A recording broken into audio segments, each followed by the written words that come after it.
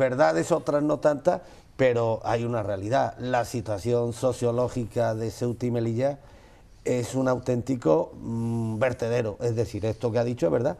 Marroquíes que tienen la nacionalidad española, que se van a Marruecos, se casan con una pariente, una prima y demás, que inmediatamente pasa también a ser ciudadana española. El mantenimiento de dos ciudades cuya población en un 70, incluso 80%, ya es mayoritariamente musulmana y con unos lazos afectivos muy distintos a los que podamos tener tú y yo. Tú desde tu agnosticismo y yo desde mi catolicismo, pero siempre habrá una base común en la que estaremos de acuerdo. Ellos no la tienen ni la van a tener nunca. Y eso es un problema. Eso es un problema que no tiene Almería, ni Málaga, ni Jaén, ni Ciudad Real, desde ni luego Barcelona. la solución a ese problema no pasa por sentarse, vamos, ni siquiera a hablar del tema de la cesión de soberanía, ¿no? Es decir, yo creo que como buen político que es, Mohamed desvía la conversación hacia el terreno que le interesa. Claro. En el terreno histórico no quiere moverse. Ahí se va enseguida, no le interesa moverse, porque en el terreno histórico esa batalla la tiene perdida. Claro, él habla del problema de los ilegales que entran a Melilla, pues eso es un problema reciente que no tiene nada que ver con la naturaleza histórica de la ciudad. Y desde luego que no creo que eso tenga nada que ver tampoco ni justifique hablar en términos de soberanía. Pero es nacional, interesante, ¿no? También contar cada semana con un político marroquí, políticamente incorrecto, que contrapunta precisamente las opiniones de la mayoría de los dirigentes del mundo árabe, que se mueven políticamente por otros derroteros bien distintos que por los que se mueve Mohamed Sian. Seguimos con tu libro, Con la piel de cordero, dedicada a la figura nunca ponderada de Santiago Carrillo Solares, asturiano, asesino de vocación, casi yo diría de profesión. Hemos hablado del tema del asesinato de su mujer, su participación en las violaciones de una monja, su conocimiento de los hechos luctuosos en el despacho de abogados laboralistas de la calle Atocha. ¿Qué otro hecho especialmente truculento podrías compartir hoy con nuestros televidentes? El más conocido de Santiago Carrillo, por numeroso, por supuesto, es Paracuellos del Jarama, ¿no? donde el último libro de Paul Breston, El zorro rojo, ya es definitivo. El que un autor como Breston, marxista... Nada sospechoso. Y nada sospechoso, acuse claramente a Santiago Carrillo de la responsabilidad de la que ya le habían acusado antes otros muchos, cuando el comandante Angulo hablaba de 2.500 asesinatos, ya vino después César Vidal en sus libros Paracuellos Jatín, y ya daba 4.900, me parece que eran muertos con nombre y apellidos, ¿no? Es decir, saben que fueron entre 5.000 y 8.000, no se saben, pero ya la cifra se disparó. Pero bueno, da igual que fueran 4.500 que 7.000. Lo importante es que por los motivos que se llevaron a cabo esos asesinatos y de la forma en que se llevaron a cabo esos asesinatos son legalmente constitutivos de un delito de lesa humanidad, ¿no? De un delito de genocidio. Además de esto, sobre el que ya se ha escrito tantísimo, pues yo creo que otra de las cosas interesantes del libro es la responsabilidad de Carrillo en la muerte de Trotsky, ¿no? De Trotsky. En la que además intervienen Pablo Neruda y Diego Rivera, y Pablo Neruda también pues como icono del pacifismo, ¿no? Que, bueno, como poeta es uno de los grandísimos poetas del siglo XX, pero como icono del pacifismo queda totalmente al descubierto. Y luego la participación de Carrillo en la condena a muerte de José Antonio Primo de Rivera por orden de Stalin. Y sobre todo en la eliminación sistemática de militantes comunistas en los años en los que él se pone al frente del Partido Comunista desde Francia, ¿no? Y en la novela sale una relación de 202 nombres, con nombres, apellidos y fechas de ejecución, que figuran como víctimas del franquismo y que fueron asesinados por orden de Santiago Carrillo. ¿Y qué sabemos del Santiago Carrillo en el exilio y demás durante esos años, de los que se sabe que estuvo en París y demás? Bueno, ¿cuáles fueron sus contactos, cuáles sus objetivos durante esos oscuros años? Santiago Carrillo va cambiando según sus intereses, primero desde la fidelidad más absoluta a Stalin, abrazar el eurocomunismo hasta que acaba abrazando el eurocomunismo, y patentarlo. ¿no? Entonces, en unas palabras, puedo decirte, los años de exilio de Santiago Carrillo es muy complicado, necesita mucho tiempo, aunque en la novela le dedicamos a... También se le dedica... Sí, a cada paso que da en el exilio, ¿no? Y luego, sobre todo, mucho a la relación, sobre todo en los últimos años ya del exilio, con Pues perdona, le ruego a los lectores que si quieren que le traslade alguna pregunta puntual a José L. Sánchez, aprovechando su presencia hoy aquí en directo, sobre la figura de Santiago Carrillo, que nos dejen el mensaje sobre impresionado y con mucho gusto se la trasladaré, perdona. Sí, no, te estaba diciendo la relación por la que antes me preguntabas con la Casa Real y cómo vino, que viene pues, del interés de consolidar el reinado de Juan Carlos I, un reinado que era muy difícil que pudiera mantenerse por una extrema derecha con mucha fuerza, tanto a nivel político como económico en España, con un ejército absolutamente contrario a la figura del nuevo rey, y ya un año antes de la muerte de Franco empiezan los primeros contactos entre los representantes del entonces príncipe Juan Carlos y Santiago Carrillo. Por parte de Juan Carlos va José María Armero, que era el presidente de la agencia Europa Press, sí, y se produce la primera reunión en París. Perejil de toda la salsa, Armero, ¿eh? Sí. También sirvió, puso su casa a disposición previamente del primer encuentro entre sí, Santiago Carrillo y Adolfo Suárez. El primer encuentro Perejil se de toda la produce salsa. en un chalet de él. Y bueno, pero él también puso el cazo en todo, ¿eh? Sí, por supuesto. Y las comisiones. Me parece que aquí era un hombre de Estado. Siempre aquí todos los hombres de Estado al final han puesto el cazo. Y bueno, Santiago Carrillo desde el primer momento lo que dejó muy claro es que la primera condición era su absoluta impunidad y que su historial político quedara completamente limpio, ¿no? Y así ocurrió, ¿no? Y se le garantizó que iba a hacer... Sí.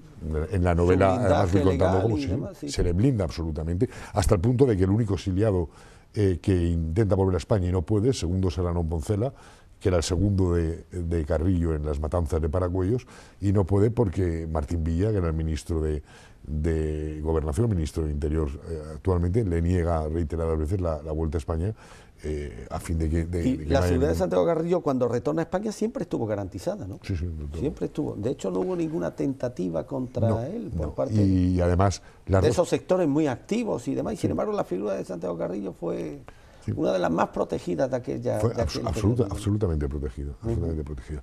Por la figura de Santiago Carrillo caen militares, caen ministros de defensa. Entre ellos quiero recordar al almirante Pita da Veiga, ministro de la Marina, que dimitió previamente cuando se hizo oficial la legalización del Partido Comunista de España. Es que conozco a las nietas del almirante Pita da Veiga, ilustre también gaditano, que trabajan con un sueldo de lo más austero en el Ayuntamiento Gaditano de Barbate, las niñas, las nietas de Pita da Veiga, y me consta que la familia ha pasado por dificultades económicas bastante serias, habiéndolo tenido todo en aquella época. Pues desde aquí mi recuerdo y mi abrazo a todos los miembros, que me consta que algunos nos siguen, de la familia del almirante Pita da Veiga, que fuera ministro de Marina con el general Franco también, en los primeros gobiernos de Suárez. El ministro de Marina, y fue el que presentó... ¿Conoces el personaje, no? A Pita da Veiga. Presentó la dimisión. Con un gesto de máxima dignidad y demás, ¿no? Y bueno, los cuarteles al final se la tragaron, se la envainaron. Y a partir de ahí, pues Santiago Carrillo siguió. Y siguió además una hoja de ruta perfectamente. Oye, clara. Económicamente nunca pasó problema, ¿no? Nunca tuvo problema, ¿no? Santiago Carrillo. Nunca. Estuvo sobrado. De hecho, mira qué bien estudiaron sus hijos, ¿no? Ya. Qué bien formados están. Ya. Oye, ¿y qué papel juega este que era también comunista? El que vino con él cuando retornó a España, vivió en Fuengirola muchos años, que era periodista también.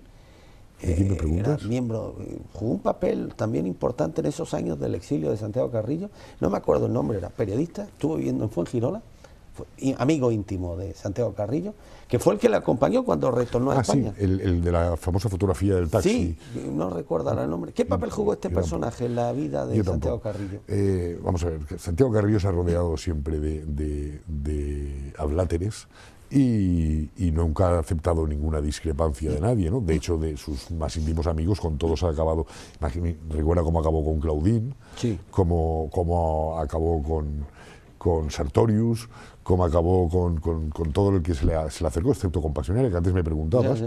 Y Pasionaria fue porque cedió ante los intereses de Carrillo, ¿no? O sea, Pasionaria lo que vio fue, primero le temieron mucho en la época de stalinista de Carrillo porque le tenían más miedo que a un gitano haciendo footing, ¿no? O sea, cuando se oía la palabra Carrillo era pensar en Joseph Stalin, y eso les hacía temblar. Oye, ¿cómo se consigue, José, tanto poder con tan pocos años? Con tan pocos años. Pues, 22, 23 años, ¿no? Cuando los sucesos de Paraguay. Había uno que estaba más loco que él, que era Stalin. O sea, él cuando conoce a Stalin tendrá 19 años, creo, porque es cuando va en un viaje con las juventudes socialistas a la Unión Soviética. y él queda prendado de Stalin. A él le encargan cargarse las juventudes socialistas para unificarlas con las juventudes comunistas, como paso previo a la idea de juntar los dos partidos, el Partido Socialista y el Partido Comunista. Hay que pensar que el Partido Comunista entonces era absolutamente insignificante en España, ¿no? Que no sacó ningún diputado en las primeras convocatorias electorales de la República, y el nivel de votos era también absolutamente irrisorio, ¿no? Él consigue su propósito, crea las Juventudes Socialistas Unificadas, que es la juventud de ambos partidos, y él es el dirigente de estas juventudes cuando lo nombran responsable de consejero de defensa, consejero de orden público de la Junta de Defensa de Madrid. Una pregunta, ¿participó él directamente en alguna de las ejecuciones en Paracuellos? No. No. Que yo pueda dar testimonio, ¿no? Pero esto no significa que no fuera el responsable de las ejecuciones. Gente de su máxima y entera confianza, ¿no? Sí, pero además las órdenes estaban dictadas por él, ¿no? O sea, que él no pegara el tiro de gracia no significa que las balas que salían de los fusiles no fueran ordenadas por Santiago Carrillo. Pregunta un lector que por qué creo haberlo entendido, has publicado esta obra en formato de novela y no en formato de ensayo. Bueno, pues porque me ha gustado hacerlo así. O sea, yo salvando las distancias, he utilizado la misma técnica literaria que utiliza Galdós con los episodios nacionales, ¿no? Hay un personaje, que es Marcos Larrazábal, que está investigando, se ve por una serie de azares de la vida, que todo eso además a la novela le da mucho atractivo y te va enganchando al lector, pues acaba teniendo que investigar la vida de Santiago Carrillo, y esta es una manera, como cualquier otra, perfectamente válida de ir descubriendo al personaje. Y en esta historia, retomando lo de los episodios nacionales, ¿quién sería el más camaleón, el más don Pipeón en toda esta historia? Bueno, pues la historia, por un lado está la de Marcos Larrazábal, que es la vida misma, ¿no? Tendrá traiciones, tendrá lealtades, verá periodistas miserables alrededor y gente que se jugará la vida por él, ¿no?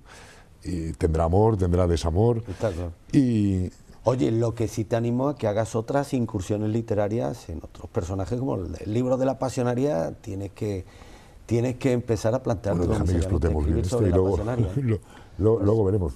Y pues Adolfo Suárez también da. Por cierto, pregunta clave, ¿qué relación había? ¿Era tan afectiva como se nos ha hecho ver la relación entre... Parece que había una química especial entre ellos, Santiago Carrillo y Adolfo Suárez. ¿Era real o también fingida? Bueno, fue interesada, pero es que Adolfo Suárez es un personaje... Pero luego se seguían viendo, cuando él dejó la presidencia y demás, parece que se seguían viendo y demás, y con una cierta camaradería. Sí, tendrían cierto afecto, no puedo juzgarlo. Adolfo Suárez, tampoco es el momento ahora de hablar de él, pero Adolfo Suárez es otro personaje al que no se le ha hecho en absoluto justicia, es decir, se ha pasado la historia como un hombre de Estado y como un hombre, cuando ha sido un hombre absolutamente mediocre, yo creo que mezquino. Ahí los tenemos a los dos, con unos intereses también bastante bastardos, ¿no? Parece que decir esto no es políticamente correcto, pero bueno, es mi opinión personal sobre Adolfo Suárez. En fin, personaje clave de la historia reciente de España, ponderados, casi santificados la mayoría de ellos. Han sido otro peón de la monarquía. Está claro. Ha sido otro peón de la monarquía. Está claro, y demás. Del que no sería ajeno todo esto, el propio rey, la figura del rey, de otros personajes clave como Lara y demás, con un objetivo común: soterrar cualquier alusión negativa a la biografía de Santiago Carrillo, con objetivos que están claros. No debieron ser muy edificantes, desde el punto de vista moral. Con toda seguridad. Y insisto, no debes andar muy desencaminado en cuanto a la aportación de estos datos cuando ningún miembro de su entorno familiar, hasta ahora que sepamos, ha promovido ningún tipo de acción legal contra ti. Y mira que ha encabronado a todo el mundo, ¿no? Porque hemos conseguido estar en un nivel de ventas extraordinario, a pesar de el silencio... pero ha tenido también mucha repercusión la obra. Sí, mucha. Pero ha tenido mucha repercusión por el boca a boca y por internet. Y por alerta digital. Y por alerta digital, por supuesto. Pero tú mira que el grupo Prisa está absolutamente en contra, y eso significa ponerte periódicos, emisoras de radios de todos conocidas. El grupo A3 Media, lo mismo con la editorial Planeta, ¿no? Porque Fernando Lara es otro de los personajes que sale mal parado en mi obra. En la obra. El problema es que me creo muchas enemistades con la novela, ¿no? Pero bueno, ya tengo muchos años y llega un momento en que me... Luego vamos a hablar de las amenazas que estoy seguro y presiones que ha recibido en los últimos meses. Vamos a hablar luego. Un personaje